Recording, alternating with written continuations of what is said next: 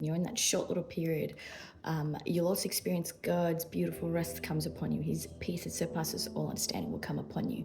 One of the greatest temptations in the transition season is to make sure that you don't fall victim to complacency and become numb to the instructions of God, because what God is telling you to do, the things that He's taught you in the wilderness, still need to be upheld so that you can effectively uphold them in the promised land, right? There is a temptation to let go of those things, not take them seriously, which then eventually you can open the door to the enemy, right? We see this happen with Samson in Judges, specifically Judges 16:20, when he eventually, repeatedly kept compromising his Nazarene vow and eventually gave in to Delilah's nagging.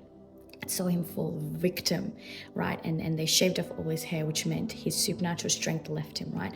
It doesn't mean God left him, right? But he opened the door to the enemy completely to come in and to steal what God had placed upon him, right? So just be weary of what God's telling you, the instructions. Specifically, there are things that are unique to your consecration that you need to uphold, that God taught you in the wilderness, that you'll need to bring into your promised land, right?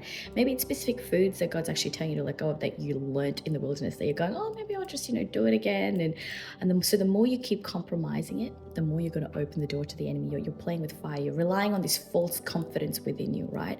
So just make sure that the rest and the peace of God, that you don't allow that to tempt you into this place of false confidence and false peace that says, oh, it's okay to give in to the enemy, because that is the greatest temptation, a very dangerous spot that you can fall into in a transition season that can tempt you to bring that into your promised land, which is not going to work, right? The key to stepping into your next level, the key to stepping into the increase is to actually let go of what God's telling you to let go of right now. There's a deeper consecration that might be required for your unique calling that God might not require of anyone else, but He might require of you, right? Certain behaviors, certain habits, right? Certain routines, certain foods, certain things that you consume that you need to let go of now, that God taught you in the wilderness, that are things that need to be taken seriously, that might not look like anything big, right? But God's giving you that opportunity to do it right now, right? So I want to encourage you, take it seriously and make sure you don't fall numb to God's instructions in this season. It's very important because you're going to need it for where He's going to take you next.